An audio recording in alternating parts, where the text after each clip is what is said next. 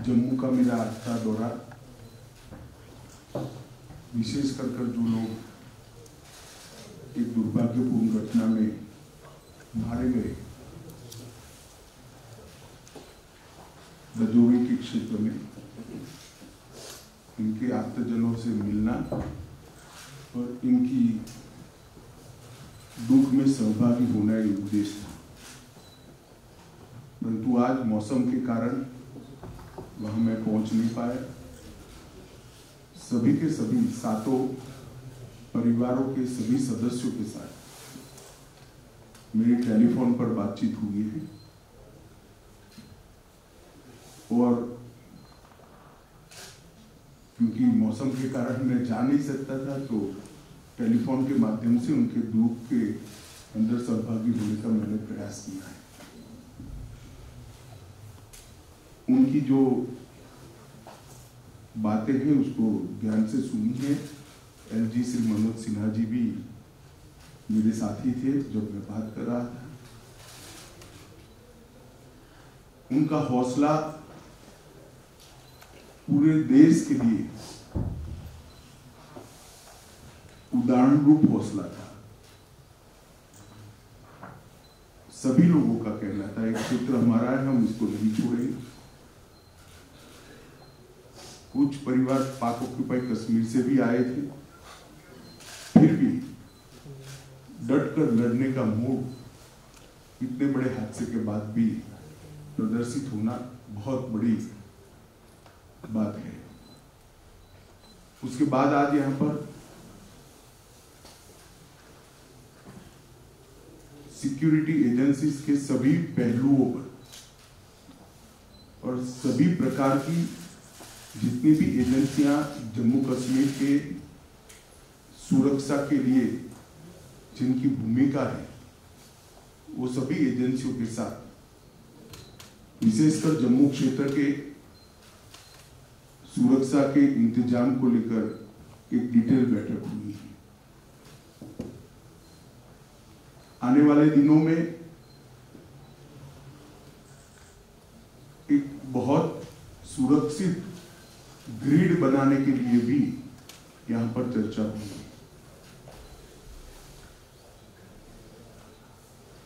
मैं इतना ही कह सकता हूं कि सुरक्षा एजेंसियां, चाहे जम्मू कश्मीर पुलिस हो, बीएसएफ हो, सीआरपीएफ हो, जम्मू पुलिस का एसआईए का टीम हो या सेना हो, इस सभी एजेंसियां 100% मुस्तैद है और विश्वास के साथ आने वाले दिनों में इन घटनाओं को रोकने के लिए इनका मनोबल भी बना हुआ है।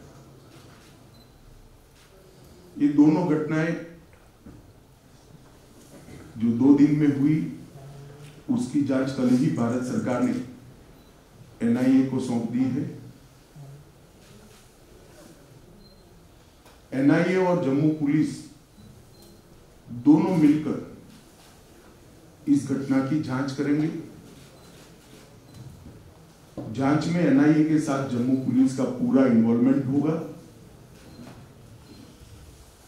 और विगत 1.5 साल में जितनी भी घटनाएं हुई हैं, इस सारी घटनाओं को एक साथ रखते हुए ये टीम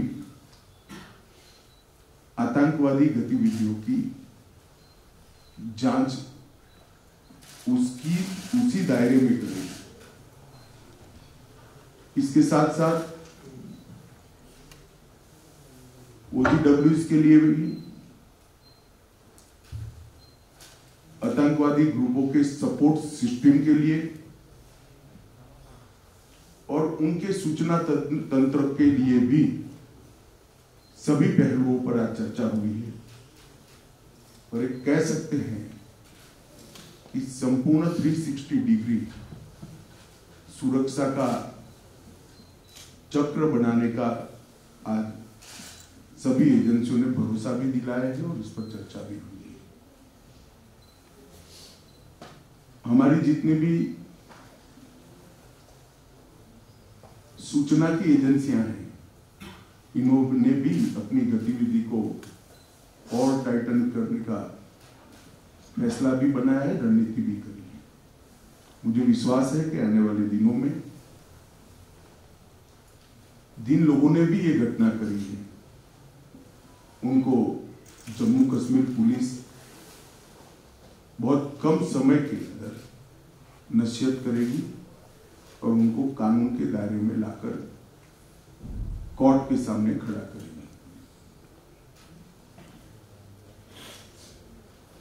इसके साथ साथ जम्मू क्षेत्र की पूरी सुरक्षा को चौक चौबंद करने के लिए जो एक्शन प्लान बना है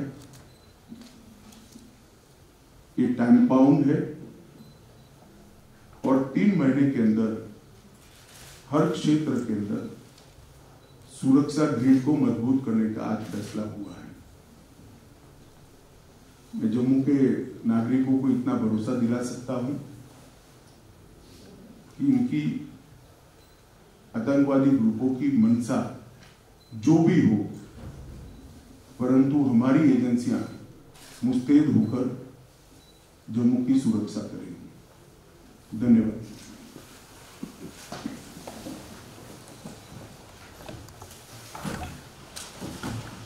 सर, 1 or 2 questions. कुछ पूछना चाहता है क्या? दे रही है सीआरपीएफ आर्मी, इसके पीछे मंशा क्या है? और नहीं, इसको ये घटना के साथ मत जोड़िए। ये फैसला अगस्त अंत में लिया गया है। भारत सरकार ने अगस्त अंत में ही ये फैसला लिया था कि विलेज डिफेंस कमेटी को मजबूत किया जाएगा। सर, ड्रोन से हथियार गिराए जा रहे हैं, लगातार एक मेजर चैलेंज बना हुआ है। घाटी में भी हाइब्रिड टेररिज्म जो है वो एक नया पनप के आ रहा है, जहां पर टेररिस्ट का कोई उनका रिकॉर्ड नहीं है, लेकिन उन्हें हथियार देके आतंकी घटनाओं को अंजाम दिया जा रहा है। माइनॉरिटीज पे टारगेट किया जा रहा है, उनको मारा जा रहा है। तो सर, इसके सिलसिले में क्या क्या डिसीजन लिए गए, कुछ बता पाएंगे सर? स्पेशली ड्रोन का जो थ्रेट है उसे टैकल करना। सरदार जी, डिसीजन अगर मैं बता पाऊंगा तो उनके लिए क्या बचेगा? क्या सवाल पूछे?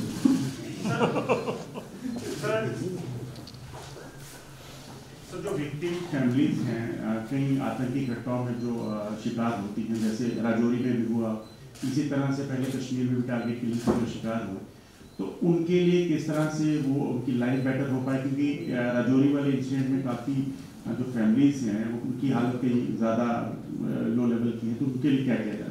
नहीं, हर स्तर पर, चाहे घाटी हो, चाहे जम्मू हो, चाहे राजौरी हो, चाहे पूंछ हो, चाहे साउथ कश्मीर हो, जो विक्टिम फैमिलीज है इसके साथ सरकार बिल्कुल मजबूती से खड़ी है। इसकी प्रस्तावित योजनाएं हैं और योजनाओं के ऊपर भी लेफ्टिनेंट गवर्नर को बहुत सारे अधिकार होते हैं।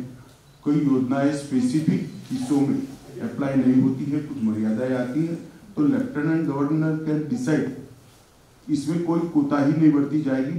बड़े संवेदनशीलता से और सम्मान के साथ उनके परिवार की सभी चिंता की जाएगी। What is the security situation post these twin attacks in Rajouri and Poonch in Jammu and Kashmir? देखिए, अगर आप इस तरह से स्पेसिफिक पूछना चाहते हैं तो मैं इतना ही कह सकता हूं कि हमने पूरी व्यवस्था की है और सुरक्षा व्यवस्था चौक चौबंद है। एक घटना के आधार पर या कुछ आंकड़ों के आधार पर इसका मूल्यांकन नहीं हो सकता।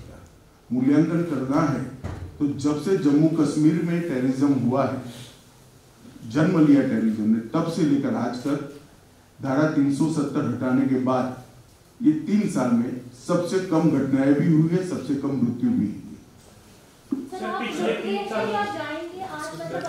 Question last, okay. सर, आपका पर्पस मेनली यही था कि राजौरी विक्टिम्स, टेरर विक्टिम्स से मिलना, तो क्योंकि आप वेदर की वजह से नहीं मिल पाए तो आप स्टे बैक करेंगे, रुक रहे हैं? आज स्टे बैक नहीं करूंगा क्योंकि कल भी मौसम के हालात 3 दिन तक ठीक नहीं बताए जा रहे हैं, मगर मैं जरूर आऊंगा, उनको मिलूंगा। Thank you. बता दीजिए आप अंतिम। आतंकवाद को मुंह तोड़ जवाब दे रहे हैं, तो क्या ऐसा माना जाए कि आने वाले चंद सालों में आतंकवाद जो है वो जम्मू कश्मीर में इसका आखिरी पड़ाव है? हमारा प्रयास तो यही है और आंकड़े अगर आप देखेंगे तो इसी दिशा में जा रहे हैं। हमारे सुरक्षा बलों ने आतंकवाद को मुंह तोड़ जवाब दिया है और सभी दृष्टि से आतंकवादियों के हताहत होने की संख्या, नागरिकों को मरने की संख्या, तो आतंकवादियों को हताहत होने की संख्या बढ़ी है, नागरिकों के मरने की संख्या कम हुई है। और तो माइनॉरिटी किलिंग की बात करते हैं, उसमें भी सबसे कम आंकड़ा यही 3 साल में।